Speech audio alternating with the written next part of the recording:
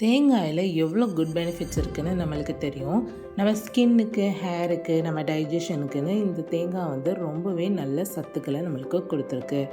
டைஜஷனுக்கு நல்லதுன்னு சொன்னோன்னு தான் இதை நான் உங்ககிட்ட ஷேர் பண்ணணும்னு நினச்சிருந்தேன். நீங்கள் குழந்தைங்களுக்கோ இல்லை பெரியவங்களுக்கோ இதை கொடுக்கும்போது இந்த மாதிரி மேலே உள்ள தொலி வந்து உங்களுக்கு டைஜஷனுக்கு வந்து ஈஸியராக இருக்காது. தேங்காவே டைஜஷனுக்கு தான் நல்லது, ஆனால் அதில் இவ்வளோ ஒரு எரர் இருக்குன்னா அதை நீங்கள் கண்டிப்பாக நோட் பண்ணணும்.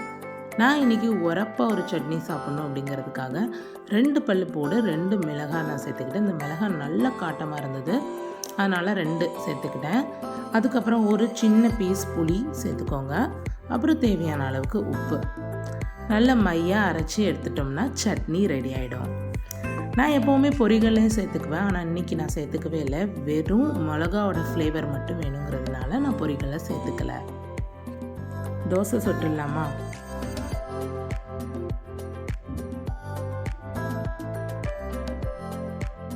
நீங்கள் யாரெல்லாம் தோசைக்கு சட்னி வச்சு சாப்பிட உங்கள் யாருக்கெல்லாம் ரொம்ப பிடிக்குங்கிறத நம்மளோட கமெண்ட் செக்ஷனில் சொல்லுங்கள்.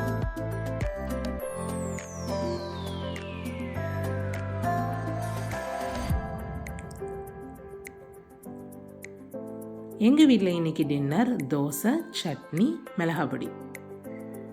நீங்கள் இன்றைக்கி டின்னர் என்ன சாப்பிட்டீங்கிறத நம்மளோட கமெண்ட் செக்ஷனில் சொல்லுங்கள். நம்ம வீடியோவை நீங்கள் டெய்லி பார்க்குறீங்கன்னா நம்மளோட சேனலை சப்ஸ்கிரைப் பண்ணிக்கோங்க.